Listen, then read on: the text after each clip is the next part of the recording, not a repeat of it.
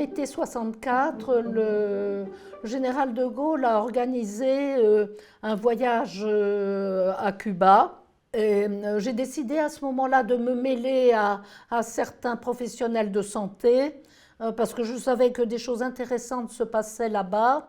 J'avais besoin un peu de voir autre chose et je suis donc allée dans ce groupe qui était dirigé par un jeune médecin, enfin étudiant en médecine encore, qui est un interne, qui était donc le docteur Kouchner.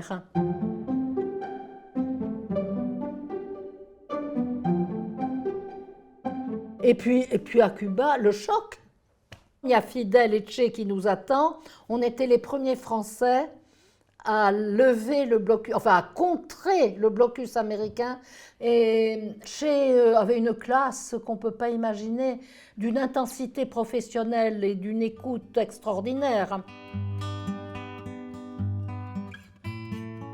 Par le Che et par Fidel Castro, j'ai rencontré des médecins argentins qui travaillaient donc déjà, des psychiatres dans l'antipsychiatrie, qui m'ont fait connaître un service de pédiatrie et de psychiatrie infantile tout neuf, absolument tout neuf, passionnant, et la PMI, où les parents venaient, où vraiment, enfin, c'était très, très, très différent de ce que je vivais à Paris. C'était très différent parce que c'était citoyen, comme on dirait. C'est-à-dire que pour les petits-enfants, il y avait les mamans qui étaient là, couchées souvent par terre, d'ailleurs avec des lits de fortune, mais elles ne se séparaient pas de leur bébé. Vous savez, je l'ai vécu peu de temps après au Sénégal et en Algérie. Il était impensable d'hospitaliser un bébé sans sa maman, alors qu'en France, elles étaient derrière des vitres. Et donc, c'était ça que je recherchais. Si c'est possible ailleurs, c'est possible chez nous.